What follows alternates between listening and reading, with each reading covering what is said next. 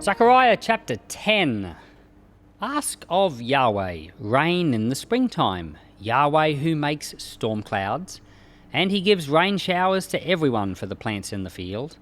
For the Teraphim have spoken vanity, and the diviners have seen a lie, and they have told false dreams. They comfort in vain. Therefore they go their way like sheep. They are oppressed because there is no shepherd. My anger is kindled against the shepherds, and I will punish the male goats. For Yahweh of armies has visited his flock, the house of Judah, and will make them as his majestic horse in the battle. From him will come the cornerstone, from him the nail, from him the battleblow, from him every ruler together. They shall be as mighty men, treading down muddy streets in the battle, and they shall fight because Yahweh is with them, and the riders on horses will be confounded. I will strengthen the house of Judah, and I will save the house of Joseph, and I will bring them back, for I have mercy on them.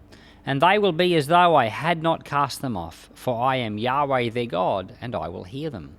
Ephraim will be like a mighty man, and their heart will rejoice as though wine. Yes, their children will see it and rejoice. Their heart will be glad in Yahweh. I will signal for them and gather them, for I have redeemed them, and they will increase as they have increased. I will sow them among the people, and they will remember me in far countries, and they will live with their children and will return. I will bring them again also out of the land of Egypt, and gather them out of Assyria, and I will bring them into the land of Gilead and Lebanon, and there won't be room enough for them. He will pass through the sea of affliction, and will strike the waves in the sea. All the depths of the Nile will dry up, and the pride of Assyria will be brought down. The scepter of Egypt will depart. I will strengthen them in Yahweh, and they will walk up and down in his name, says Yahweh. Okay, says in verse 1, Ask of Yahweh rain in the springtime, Yahweh who makes the storm clouds, and he gives rain showers to everyone. So God's kind to everyone. And, sometimes we think, we always like it when people are kind to us, but somehow we have this inbuilt sense of justice that's a part of each of our lives where we think people have to deserve kindness. And so, for example, you've got some kid at school who's a bully, and then the teachers are handing out snacks, and you'd say, well, don't give one to that kid, he doesn't deserve it. But kindness would be to give him one even though he doesn't deserve it. So we all love kindness. We all say the world should be a kinder place, but we don't want to be kind to people because we think they don't deserve it. And that's the reason why the world isn't a kinder place. And but this chapter starts out with it saying that the Lord gives rain and showers to everyone. In other words, he's kind to everyone, even though none of us deserve it. And so the chapter goes on to describe how God is the one giving the rain. But then the very next verse says the Teraphim have spoken vanity. Now the Teraphim were the idols. It's the Hebrew word for idols. And in this web version, it pops up. The word teraphim pops up heaps of times. The first time I remember it popping up was way back in the book of Genesis, where Jacob had been running away from his uncle Laban, and he took his two wives, Rachel and Leah, with him, and Rachel had stolen a teraphim. She had stolen a little idol out of the house. So that word pops up there, and she sat on, she put the idol in her camel and sat on it, and kind of hid it like that. And the word teraphim appears in the web version all the way through. In other versions of the Bible, it's translated as idols or false gods or stuff like that. So here in verse 1 it says God gives rain, but in verse 2 it says the teraphim have spoken vanity, diviners have seen a lie. Now you might say, what do these two verses have to do with each other? Well, it's really simple.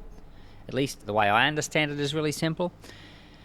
The people of Israel had been worshipping Baal or Baal and Asherah, these were supposed to be fertility gods, and they thought that by worshipping those gods it would make the land fertile. So they thought that those gods would bring rain, and those gods would bless the land, and they would have good crops. But the Lord is saying in this verse, it's me who gives the rain. And it's because of his kindness. And but the idols, it's all a lie. They don't bring rain. They don't bless. They don't make you fertile. In fact, verse 2, it says, they comfort you in vain. And then in verse 3, it says, my anger is kindled against the shepherds. You know, the false leaders, the ones who encourage people to go after the wrong thing. So this chapter starts out by saying the way of worship that you've all been participating is false, but I am the Lord your God who gives you the rain. I'm the one that gives you the blessing. And in verse 4 it says, from him, this is the true God, will come the cornerstone. From him will come the nail. Now, what's the cornerstone? Jesus, he's our cornerstone. What's the nail? It's the cross, the nail. And then it says, from him will come the battleblow. What's that? Destruction of Jerusalem and the destruction of the devil and his evil schemes. So the chapter is an interesting chapter, and it's saying to all these people, now these are people who've already been, they've been away in exile. Jerusalem's been destroyed the first time. The Babylonians smashed it. They went away into exile. They've been gone for 70 years. The Persian Empire's taken over. The king of Persia is now saying you can go back. They've now come back, and the prophet's reminding them again, don't worship the way of the idols, the way that your ancestors used to worship, but follow me.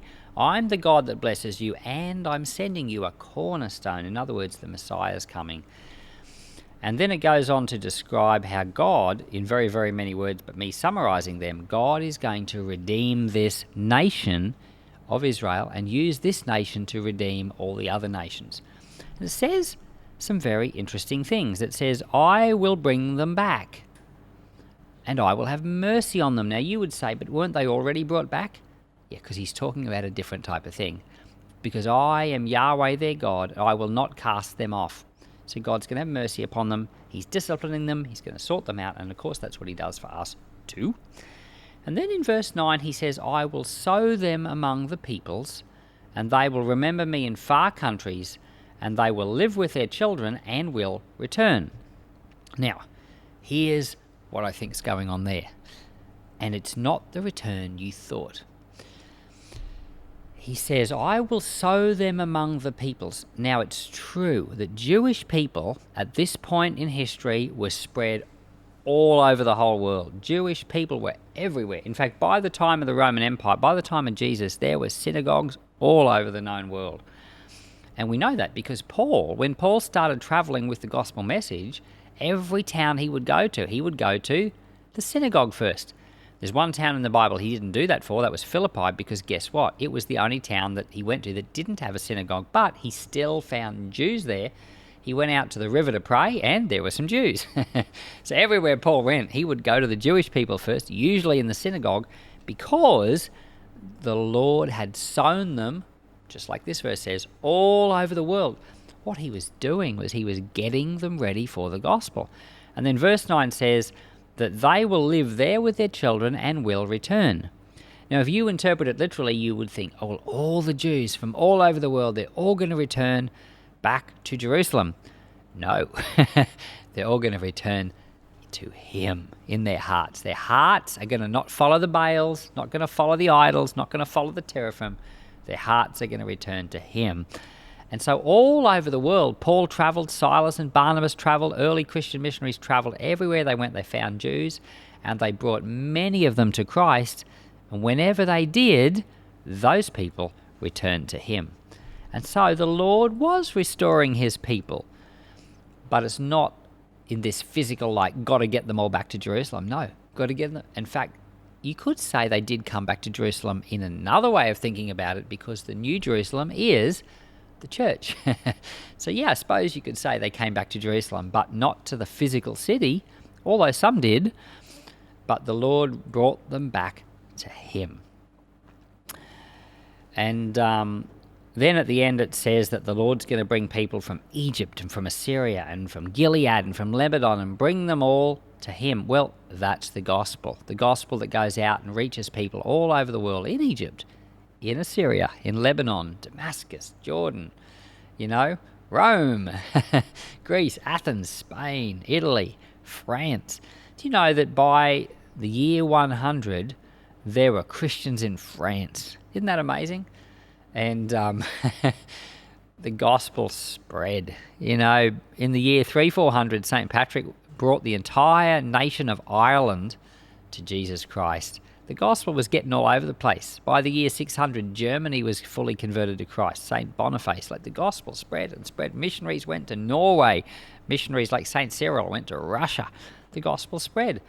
So did the Lord bring people out of these lands? You betcha. And he's still doing it today. So some people interpret this as a kind of like an end time thing. Oh, in the end times, the Jews will all be gathered back to Jerusalem. No, that's not what it means. It means the Jews were returning to Jesus in their heart, and people from all over the world coming to him, not physically going to Jerusalem, but coming to Christ. So it's super cool. Zechariah saw it all, 400, 500 years before Jesus. Pretty awesome in my mind. Father in heaven, thank you for this chapter 10. And I commend it to everyone. Father, I pray we would understand your word more and more. Yeah, there are certainly things here we don't understand. Lord, increase our knowledge, increase our heart, open our eyes. I pray in Jesus' name. Amen.